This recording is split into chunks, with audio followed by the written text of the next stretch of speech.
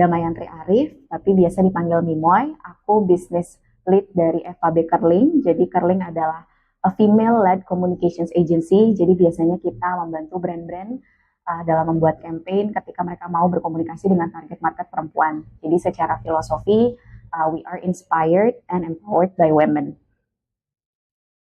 Ceritakan kesibukanmu sehari-hari selain mengurus bisnis dan operasional agency.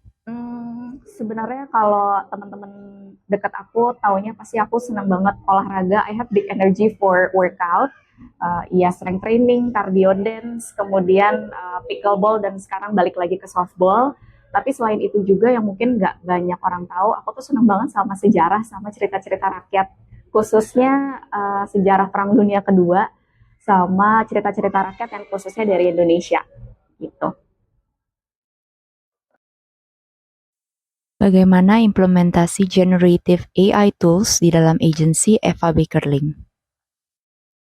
Oke, jadi kalau di Kerling, yang pertama pasti generative AI tools itu ngebantu kita untuk nge-spark idea atau ngegali insight. Jadi biasanya ini banyak dilakukan di tahap-tahap awal buat strategic development, strategic idea development. Tapi memang setelahnya kita tuh harus melakukan step tambahan, yaitu memverifikasi source-nya atau mengecek validity journal atau source-nya untuk make sure yang kita olah nantinya memang punya source yang legit. Nah, yang kedua, generative AI tools ini juga ngebantu kita tuh untuk akselerasi content creation. Ini terutama banyak digunakan oleh tim kreatif kita. Jadi generative AI tools kan udah pasti ngebantu untuk menghasilkan image-image atau teks yang kita butuhkan, walaupun memang challenge-nya gimana kita bisa explore, eksperimen dan explore membuat prompt supaya visual-visualnya sesuai dengan yang kita mau. Nah, ini salah satu contohnya tuh baru-baru ini kita juga ada project membuat TVC dan digital video, kemudian ada keterbatasan waktu di mana kita harus mendeliver storyboard dengan cepat, dan kita memanfaatkan AI tools ini untuk setidaknya memberikan beberapa initial visual yang dibutuhkan dalam frame-frame, dan ini ternyata ngebantu banget untuk preview di internal ataupun bahkan untuk mencapai kesepakatan sama klien sebelum nantinya kita detailin lebih lanjut lewat kolaborasi dengan production house. Tren digital apa yang paling diantisipasi oleh FAB Kerling di tahun ini? Oke, yang aku lihat udah pasti sepertinya AI ya, artificial intelligence. Kita juga udah lihat banyak banget penggunaan AI di berbagai sektor. Terus yang kita tahu tentang AI juga berkembang, gak cuma sekedar AI ngebantu mengenerate image atau teks, tapi juga misalnya di aspek gaming, bikin gaming experience makin smooth, atau optimisasi data, atau bahkan untuk mempercepat task yang repetitif misalnya di software-software design.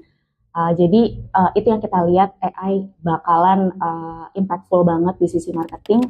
Dan gimana cara kalau di Kerling untuk mengantisipasinya? Yang pertama sih udah pasti dari sisi knowledge ya, kita ngegali sedalam-dalamnya AI platformnya data aja, gimana cara menggunakannya, mengaplikasikannya secara fungsional, secara benefit, sampai masalah etika. Terus yang kedua, kita memang embrace dalam arti memang explore, ngulik, trial dan error, semua jadi satu di situ, karena sebenarnya nggak ada guideline yang strict banget untuk mengoperasikan AI. Kita cuma bisa learning by doing.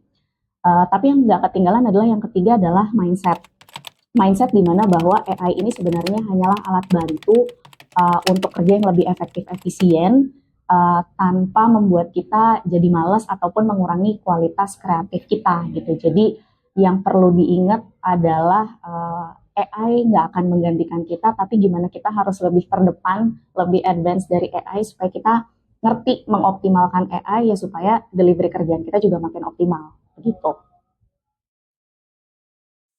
Menurutmu, bagaimana seharusnya dinamika hubungan antara agensi dan klien yang ideal? Oke. Kalau aku lihat relationship-nya ideally memang harus berkembang ke arah strategic partner yang dalam level setara. Jadi strategic partner dalam arti kita bisa sinkron satu sama lain antara agensi dan klien, sinkron dalam arti value, dan juga goals gitu. Nah, kalau sinkronisasi itu udah berada dalam level yang setara, seharusnya sih proses kerja akan jadi lebih efektif, efisien, dan akan mengurangi drama-drama yang tidak penting gitu. Terus yang kedua, sebenarnya ini memang hygiene, tapi menurutku konsisten harus dilakukan, yaitu adaptif, agility, sama fleksibel. Jadi adaptif misalnya untuk mencoba hal baru bareng-bareng, atau misalnya eksperimen ini itu, trial dan error, atau pivot strategi di tengah-tengah menyesuaikan dengan keadaan atau customer feedback gitu. Jadi memang hygiene, tapi kuncinya sebenarnya konsistensi untuk bareng-bareng sama-sama agile, adaptif, sama fleksibel. Gitu. Campaign paling inspiratif dan apa saja key learnings yang bisa didapatkan? Kalau cuma bisa milih satu campaign di luar brand-brand yang kita handle sendiri, aku pilihnya Denkau untuk campaign Dongeng Aku dan Kau. Aku perhatiin kayaknya memang campaign-nya udah cukup lama, dan yang aku notice tuh kemarin mereka cukup konsisten di 2019-an sampai 2021. Jadi Dongeng Aku dan Kau ini aku perhatiin adalah bagian dari consumer promonya Denkau, di mana Denkau menyelipkan bonus-bonus dongeng cerita rakyat setiap kali customer beli produknya. Nah, yang menurut aku menarik dan inspiratif itu adalah dia tuh menginjek local values, local insight, yang mana dia mengangkat si cerita rakyat itu sebagai bagian dari stimulasi. Kebetulan Denkau saat itu fokusnya adalah stimulasi perkembangan anak, dan dia membawa medium cerita rakyat lah. Yang kedua aku lihat adalah opportunity buat mengenhance momen bonding antara orang tua dan anak, karena produknya sendiri waktu itu difokuskan ke anak-anak yang usianya juga toddler dan memasuki usia SD, dan di mana medium cerita itu pastinya masih dibawakan sama orang tua ke anaknya gitu.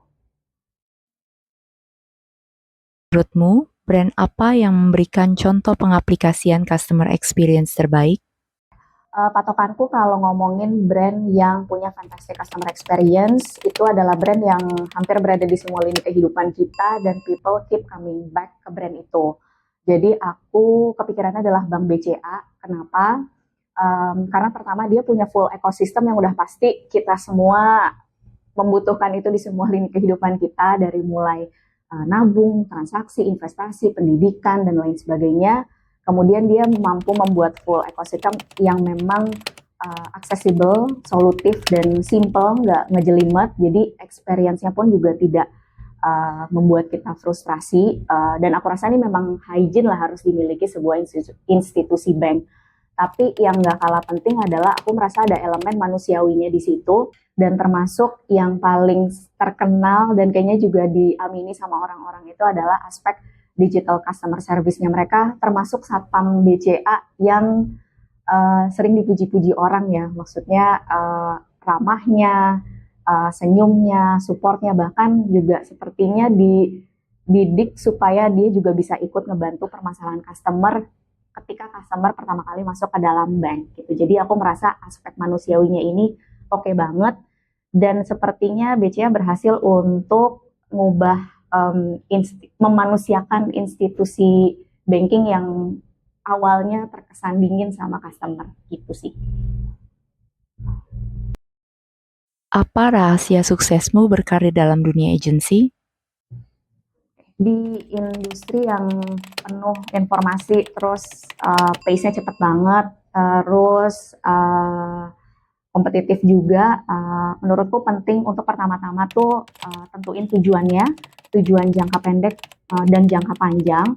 Setelah ketahuan tujuannya, ya udah gas aja, jangan overthinking, jangan ragu-ragu, dicoba aja.